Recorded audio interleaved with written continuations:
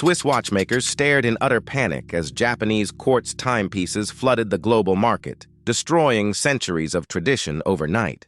Companies that had ruled luxury for generations were suddenly facing bankruptcy, unable to compete with cheap, battery-powered accuracy from Asia.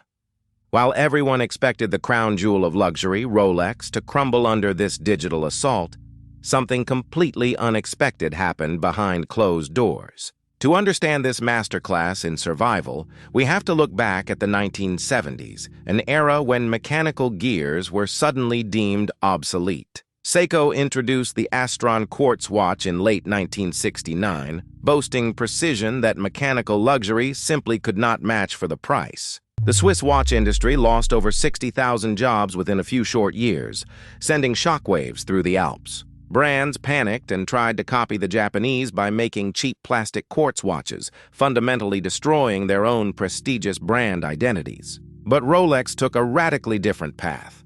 They refused to chase the cheap trend, playing a long, calculating game of chess. Did you know that Rolex actually invested heavily in researching quartz technology long before the crisis hit? They wanted to understand the enemy. In fact, Rolex co-developed the legendary Beta 21 quartz movement alongside a consortium of other Swiss brands in the late 60s. However, management quickly realized that selling quartz contradicted everything Hans Wilsdorf built the Rolex name upon: untouchable mechanical craftsmanship.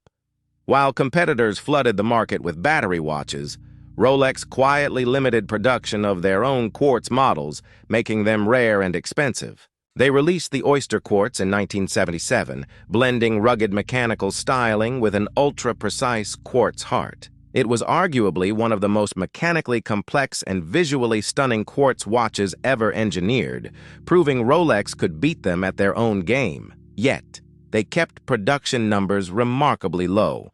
Rolex was positioning quartz not as the future, but as an expensive, niche alternative. This brilliant psychological trick shifted the narrative. Instead of quartz being the killer of luxury, Rolex made mechanical watches the ultimate status symbol. While other Swiss giants merged, begged for government bailouts, or sold out to foreign investors, Rolex remained fiercely independent and cash-rich. Ownership by a non-profit private trust, the Hans Wilsdorf Foundation, meant Rolex didn't have to answer to short-sighted Wall Street shareholders.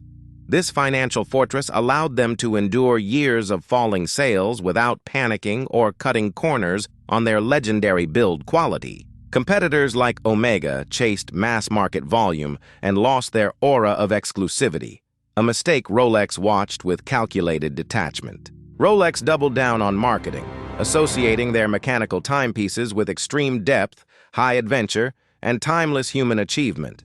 They taught the world a priceless lesson. When technology threatens your core product, never compromise on your prestige. Elevate it. By the time the quartz craze plateaued in the 1980s, the Swiss mechanical watch industry was rising from the ashes like a phoenix. And sitting comfortably at the very top of that rebuilt empire was Rolex, commanding prices and respect higher than ever before. Brands that once mocked Rolex for ignoring digital innovation suddenly found themselves struggling just to stay relevant in the secondary market. Today, the legacy of the Quartz Crisis serves as the ultimate business case study in how patience and brand integrity defeat short-term panic. When managing your personal finances or building a business, remember this: chasing every shiny new trend can dilute your true value. True wealth and enduring success belong to those who master scarcity, protect their reputation, and play the long game.